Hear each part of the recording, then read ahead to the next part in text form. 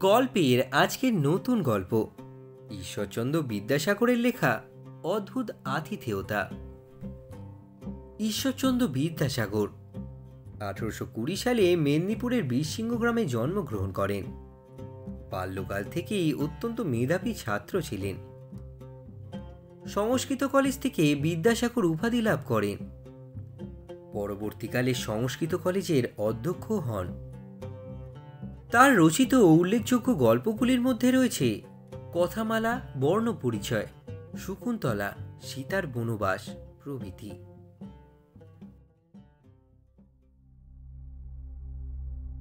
একদা আরব জাতির সঙ্গে মূর্তিকের সংগ্রাম হয়েছিল।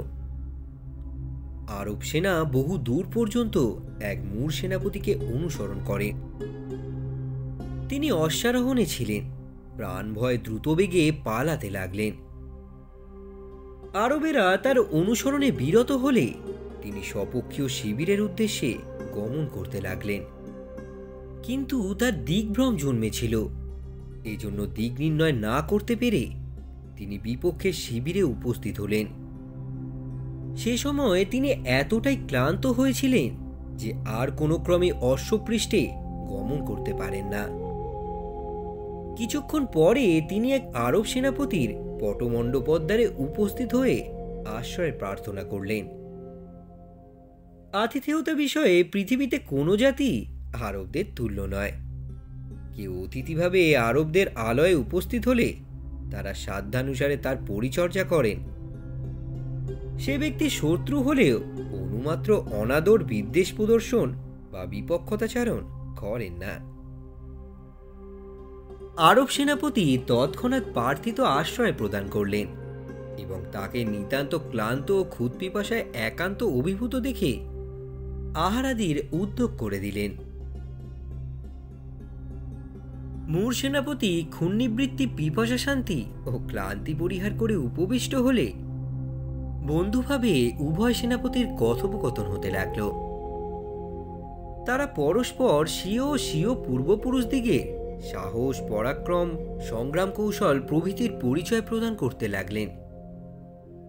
এই সময় সহসা আরব সেনাপতির মুখ বিবর্ণ হয়ে গেল। তিনি তৎক্ষণাৎ গাত্রোত্থান ও সেখান থেকে প্রস্থান করলেন এবং কিঞ্চিত পরেই মূর সেনাপতিকে বলে পাঠালেন, আমার অতিশয় অসুখ বোধ হয়েছে, এজন্য আমি উপস্থিত থেকে আপনার পরিচর্যা করতে পারলাম না। আহার সামগ্রী ও শয্যা প্রস্তুত হয়েছে, আপনি আহার করে শয়ন করুন। আর আমি দেখলাম আপনার অশ্ব যেরূপ ক্লান্ত হতবীর্য হয়েছে, তাতে আপনি কোনো ক্রমে নিরুদ্বেগে ও নিরুপদ্রবে স্বীয় শিবিরে পৌঁছতে পারবেন না। অতি প্রত্যুষে এক দ্রুতগামী তেজস্বী অশ্ব সজ্জিত হয়ে পটমণ্ডপের দ্বারদেশে দণ্ডায়মান থাকবে।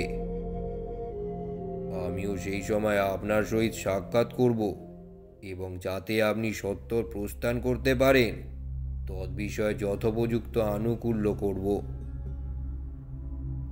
কি কারণে আরব সেনাপতি এরূপ বলে পাঠালেন তা মর্মগ্রহ করতে না পেরে মূর সেনাপতি আহার করে সন্দিহান চিত্তে শয়ন করলেন।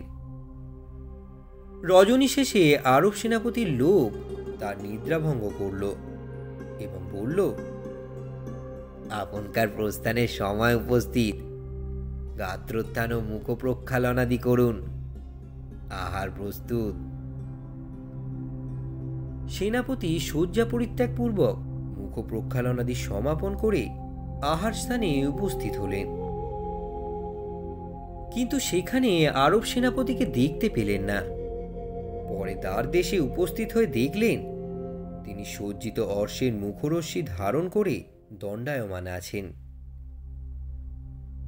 আরব সেনাপতির দর্শন মাত্র সাদর সম্ভাষণ করে মূর সেনাপতিকে অশ্বপৃষ্ঠে আরোহণ করালেন এবং বললেন, আপনি সত্বর প্রস্থান করুন। এই বিপক্ষ শিবিরের মধ্যে আমার অপেক্ষা আপনার ঘোরতর বিপক্ষ আর নেই। গত রজনীতে যৎকালে আমরা উভয় একসাথে আসীন হয়ে অশেষবিধ কথোপকথন করেছিলাম, আপনি স্বীয় স্বীয় পূর্বপুরুষদের বৃত্তান্ত বর্ণন করতে করতে আমার পিতার প্রাণহন্তার নির্দেশ করেছিলেন। আমি শ্রবণ মাত্র বৈরসাধন বাসনার বশবর্তী হয়ে বারংবার এই শপথ ও প্রতিজ্ঞা করেছি, সূর্যোদয় হইলে প্রাণপণে পিতৃহন্তা প্রাণবধ সাধনে প্রবৃত্ত হব।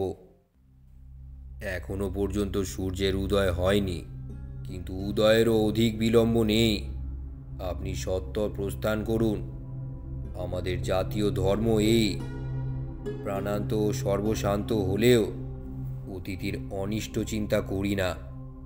কিন্তু আমার পটমণ্ডপ থেকে বেরিয়ে গেলে আপনকার অতিথিভাব অপগত হবে, এবং সেই মুহূর্ত অবধি আপনি স্থির জানবেন আমি আপনার প্রাণ সংহারের নিমিত্ত প্রাণপণে যত্ন ও অশেষ প্রকারে চেষ্টা পাব।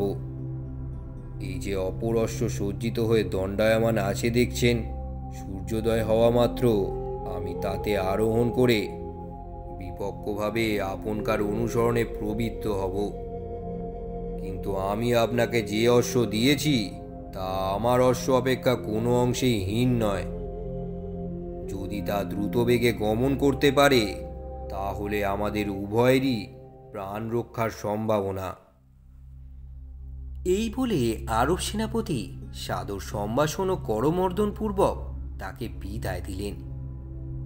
তিনি তৎক্ষণাৎ প্রস্থান করলেন। আরব সেনাপতিও সূর্যোদয় দর্শন মাত্র অশ্বে আরোহণ করে তদীয় অনুসরণে প্রবৃত্ত হলেন। মূর সেনাপতি কতিপয় মুহূর্ত পূর্বে প্রস্থান করেছিলেন, এবং তদীয় অশ্ব বিলক্ষণ সবল ও দ্রুতগামী। এজন্য তিনি নির্বিঘ্নে স্বপক্ষীয় শিবিরে উপস্থিত হলেন। আরব সেনাপতি সবিশেষ যত্ন ও নিরতিশয় আগ্রহ সহকারে তার অনুসরণ করছিলেন।